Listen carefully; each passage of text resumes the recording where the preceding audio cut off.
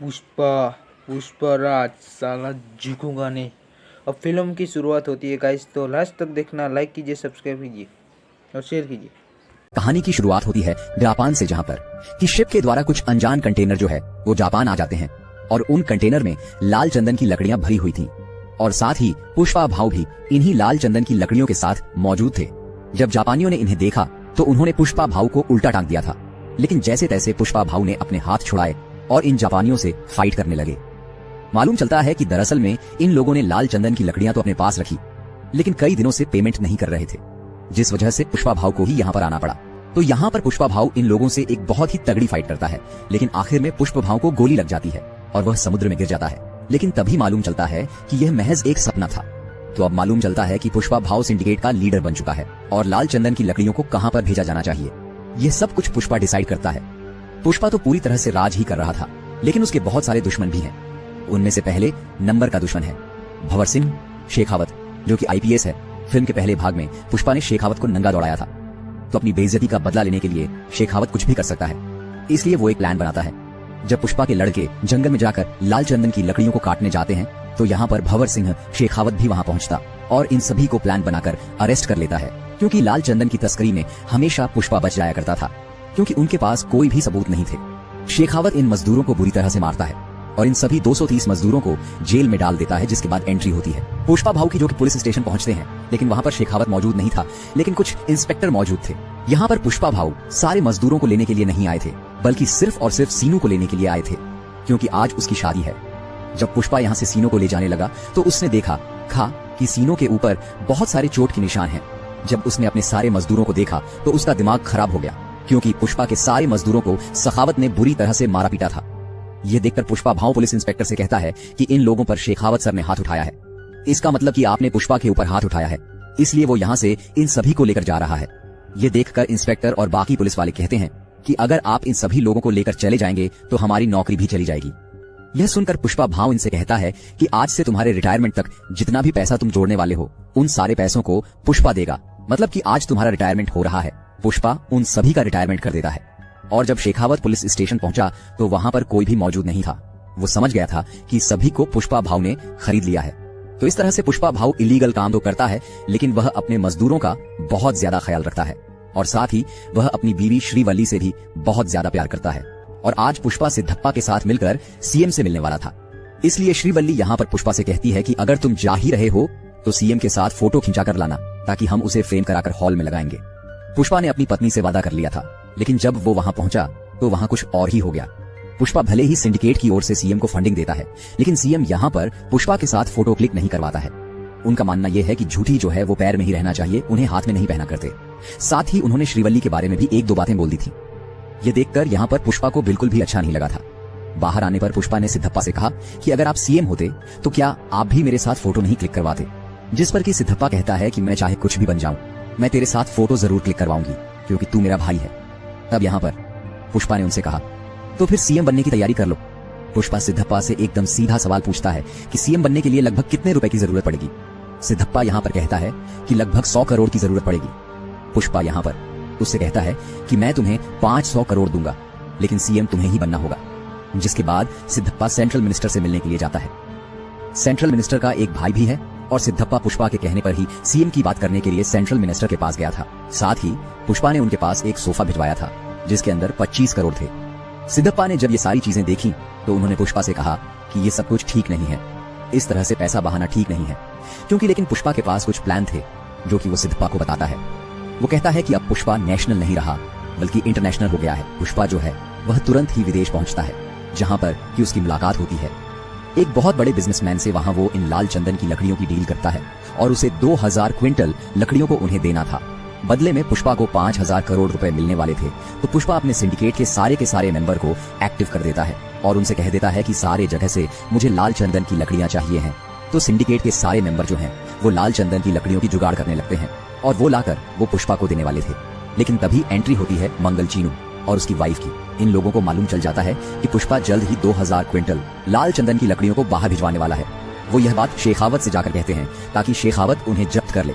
साथ ही मंगल चीनू और उसकी वाइफ शेखावत से ये भी कहते हैं कि वो सिंडिकेट के मेंबरों को डराए धमकाए ताकि सारे सिंडिकेट के मेंबर डर जाएं और वो यह काम ना करें। बात कुछ ऐसी है कि मंगल चीनू खुद ही सिंडिकेट का प्रेसिडेंट बनना चाहता है। तो भंवर सिंह को जब यह बात मालूम चली तो उसने सारे चेकपोस्ट पर नाकाबंदी करवा दी। तभी चेकपोस्ट पर एक लाल चंदन से भरा ट्रक पहुंचा। शेखावत वहां पहुंचा और इस बार उसने बिल्कुल भी रहम नहीं की और उस सारे के सारे ट्रक को उसने जला दिया था। साथ ही सिंडिकेट का मेंबर जब यहाँ पर पहुंचा तो यहाँ पर भंवर सिंह ने उसे मौत के घाट उतार दिया था, जबकि मंगल चीनू चाह रहा था कि बस वो से डराए धमकाया। लेकिन भंवर सिंह कहता है कि उसका डराने का अंदाज थोड़ा अलग है। अगर मैंने इसे मार दिया है तो सिंडिकेट के बाकी मेंबर भी स्मगलिंग करने से डर जाएंगे। तो जो सिंडिकेट का मेंबर मारा गया है उसकी श्रद्धांजलि पर सभी लोग पहुंचे, सिर्फ और सिर्फ पुष्पा को छोड़कर।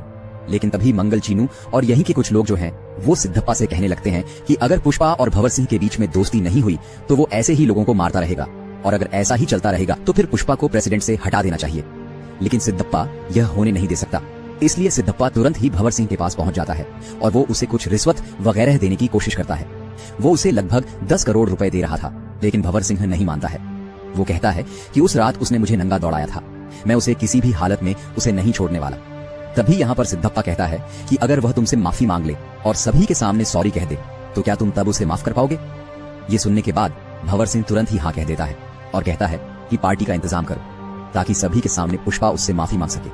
तो पार्टी के दिन सभी लोग यहाँ पर पहुंच जाते हैं। सभी लोगों को यह देखना था कि आखिर पुष्पा भंवर सिंह से माफी मांगता है या फिर नहीं, क्योंकि पुष्पा आज तक नहीं झुका है। क्या वो आज झुकने वाला था? तो पुष्पा सिद्धप्पा, श्रीवल्ली और कटलेट के कहने पर और सिंडिकेट की भलाई के लिए यहाँ पर उससे माफी मांगने के लिए कह देते हैं। पुष्पा भी बहुत ज्यादा शराब के नशे में था, इसलिए वो सभी के सामने भंवर सिंह से माफी मांग लेता है। ये सुनकर भंवर सिंह बहुत ज्यादा खुश हो जाता है, यहाँ तक कि उसने तो पुष्पा की आवाज रिकॉर्डिंग तक कर ली थी और यही बार बार सुन रहा था। लेकिन जब पुष्पा घर वापस जा रहा था तब उसे बहुत ही ज्यादा अजीब लगा और पार्टी के सारे लोग शॉक्ड थे कि आखिर पुष्पा ने सॉरी कैसे बोल दिया। पुष्पा को इतना ज्यादा बुरा लगा था कि वो तो आईने में अपनी शक्ल भी नहीं देख पा रहा था। उसे इतना तेज गुस्सा आता है कि वह सभी को सड़क पर ही छोड़ देता है और कार को वापस घुमाकर उसी पार्टी में वापस पहुंच जाता है। जब भंवर सिंह यहां से जाने वाला था तब पुष्पा यहां पर भंवर सिंह की कार को टक्कर मारता है तो भंवर सिंह स्विमिंग पूल में जाकर गिरता है। पुष्पा उसी स्विमिंग पूल में पेशाब भी करता है। भंवर सिंह को कुछ समझ नहीं आ रहा था कि आखिर यह सब कुछ हो क्या रहा है। पुष्पा यहाँ पर भंवर सिंह से कहता है कि पुष्पा एक ब्रांड है और वो किसी के सामने भी नहीं झुकता है। वो उसे कहता है कि मैं तुझे चैलेंज करता हूँ, 2000 क्विंटल लाल चंदन की लकड़ियों को वो देश से बाहर भेज कर रहेगा। अगर वो यह नहीं कर पाया और अगर तेरे हाथ एक लकड़ी भी हाथ लग गई तो मैं जिंदगी भर तेरी मजदूरी करूंगा। ये सुनने के बाद भंवर सिंह को भी गुस्सा आ जाता है। वो उसके चैलेंज को एक्सेप्ट करता है और सारे के सारे चेक पोस्ट पर जहां से भी गाड़ियां गुजरती है उन सारे चेक पोस्ट को भंवर सिंह पूरी तरह से बंद कर देता है।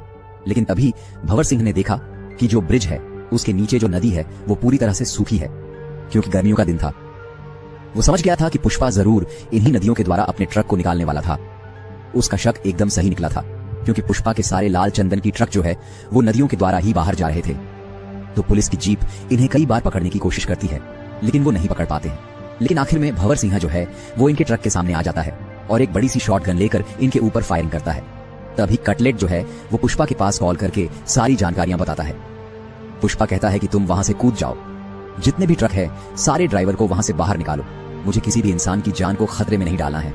यहाँ पर कटलेट जब उसकी बात सुनता है तो सारे ड्राइवर को लेकर यहाँ से चला जाता है और भंवर सिंह इनके ऊपर फायरिंग कर रहा था और ट्रक में जितनी भी लाल चंदन की लकड़ियां थी वो उन्हें भी जब्त कर लेता है। ये देखकर मंगल चीनू और उसकी वाइफ को बहुत ही ज्यादा अच्छा लगा था। वो तो एंजॉय कर रहे थे मीडिया के सामने। उन्होंने सारी बात कह भी दी थी कि यह सारी लाल चंदन की लकड़ियां पुष्पा की है। लेकिन थोड़ी देर के बाद मालूम चला कि वो सारी लाल चंदन की लकड़ियां नहीं, नॉर्मल लकड़ियां हैं। मतलब कि यहाँ पर भंवर सिंह फूल बन गया था पुष्पा। यहाँ उससे कहता है कि पुष्पा नाम सुन के फ्लावर समझे, क्या फ्लावर नहीं है मैं, बल्कि वाइल्ड फायर है। साथ ही इशारे में उसने ये भी कह दिया था कि जल्द ही वो इस सारी लाल चंदन की लकड़ियों को बॉर्डर क्रॉस करवाने वाला है। अगर तुम इन्हें रोक सकते हो तो रोक लो। तभी पुष्पा, श्रीवल्ली और पूरी फैमिली जो है वो माता काली के फेस्टिवल में पहुंचते हैं। वहां पर श्रीवल्ली को अचानक से चक्कर आने लगते हैं और मालूम चलता है कि श्रीवल्ली प्रेग्नेंट है। ये देखकर पुष्पा जो है वो काली माता का गेटअप धारण कर लेता है और फिर काली माता का एक तांडव करता है। श्रीवल्ली यहाँ पर पुष्पा से कहती है कि आखिर ये तुम क्या कर रहे हो, जिस पर कि पुष्पा कहता है कि मेरी एक इच्छा है, मैं काली माता से लड़की चाहता हूँ, क्योंकि अगर लड़का हुआ तो उसे भी सरनेम देना पड़ेगा, लड़की हुई तो वो किसी दूसरे घर जाकर उसे कोई दूसरा सरनेम मिल जाएगा। तभी इसी जगह पर हम देखते हैं कि कुछ लोग जो हैं वो पुष्पा की भतीजी के साथ मिसबिहेव कर रहे थे, वो उसके साथ बदतमीजी कर रहे थे। ये देखकर पुष्पा को बहुत तेज गुस्सा आ जाता है और फिर लोगों से फाइट करना स्टार्ट कर देता है। लेकिन तभी यहाँ पर मुरली आ जाता है और वो पुष्पा से कहता है कि अगर तुम ये सब कुछ कर दोगे तब भी तुम्हें तुम्हारे बाप का नाम नहीं मिलेगा, तुम्हें ऐसा लग रहा है कि तुम हमारे साथ हो जाओगे, ऐसा कुछ भी नहीं हो सकता। तुम हमेशा अनाथ थे और हमेशा रहोगे, तुम्हारा कोई भी नहीं हो सकता। श्रीवल्ली को जब ये सारी बातें सुनाई थी तो उसने यहाँ पर मुरली को बहुत ही ज्यादा चिल्लाया। बाद में कावेरी के साथ जिन लोगों ने बदतमीजी की थी उन लोगों को मुरली ने आधा गंजा करवा दिया था। अब आगे हम देखते हैं कि मंगल चीनू और उसकी बीवी और भंवर सिंह शेखावत सीएम के पास पहुंचे। उन्होंने उन्हें बताया कि अगर यह लाल चंदन की लकड़ियां बॉर्डर क्रॉस कर जाती है तो तुम्हारी सीएम की गद्दी भी खतरे में है, क्योंकि उससे 2000 से 5 करोड़ की फंडिंग आने वाली है और यह सारी फंडिंग के द्वारा आप सीएम से हट सकते हैं। तब सीएम उन्हें तुरंत ही आदेश दे देता है कि वो इन लाल चंदन की लकड़ियों को बॉर्डर क्रॉस कर जाने से रोके। तब भंवर सिंह शेखावत यहाँ पर पहुंच तो जाता है, लेकिन लाल चंदन की लकड़ियों को पकड़ नहीं पाता है, क्योंकि ये सारी शिप के नीचे मौजूद थी, जिस वजह से भंवर सिंह इनका पीछा भी करता है, लेकिन वो उन्हें नहीं पकड़ पाता है। तो माल डिलीवर हो जाने के बाद बहुत सारा पैसा आता है। इन सारे पैसों को देखकर पुष्पा खुश हो जाता है। इन सभी पैसों को एमएलए के लिए सारे सोफे के अंदर भरा जाता है और सारे सोफों को एमएलए के पास भेज दिया जाता है। मतलब कि सारे के सारे एमएलए अब पुष्पा ने खरीद लिए थे। तो भंवर सिंह शेखावत का अब बहुत ही ज्यादा बुरा हाल था, क्योंकि अब उनके पास सरकार भी नहीं रहेगी, सरकार भी पुष्पा की हो जाएगी। और फिर कुछ दिनों के बाद हम देखते हैं कि सीएम अब बदले जा चुके हैं। अब सीएम सिद्धप्पा बन चुका था। सिद्धप्पा श्रीवल्ली से कहता है कि तुम्हारी फोटो की वजह से मैं सीएम बना हूँ, और पुष्पा ने आज का दिन इसलिए सिलेक्ट किया क्योंकि आज श्रीवल्ली का जन्मदिन था, इसलिए यहाँ पर एक छोटा सा सेलिब्रेशन होता है, सभी लोग इसे सेलिब्रेट करते हैं। तो भले ही सिद्धप्पा सीएम जरूर बन चुका था, लेकिन पूरे राज्य पर पुष्पा राज कर रहा था। तो भंवर सिंह के पास जो नकली लाल चंदन की लकड़ियां हैं वो उनमें आग लगा देता है, और उसने काफी शराब पी हुई थी, तो वो वहीं पर रुक जाता है, जिससे कि ब्लास्ट हो जाता है और भंवर सिंह शेखावत मारा जाता है। हालांकि उसकी डेड बॉडी को बताया नहीं गया और ना ही ये बताया गया कि वो मारा गया है। और फिर एक दिन पुष्पा की भाभी, मतलब कि मुरली की पत्नी जो है, वो पुष्पा के घर आती है। वो उन्हें बताती है कि कावेरी को कुछ लोगों ने किडनैप कर लिया है और वो बदले में 2 करोड़ मांग रहे हैं, और अगर उन्हें नहीं दिए तो वो कावेरी को मार डालेंगे। ये बात जब पुष्पा को मालूम चली तो वो पहले तो न्यूज चैनल वालों के पास गया। वहां लाइव आकर उसने उन लोगों से कहा कि अगर मेरी भतीजी कावेरी को कुछ भी हुआ तो वो उन्हें मार डालेगा। उनके पास सिर्फ और सिर्फ 1 घंटा है।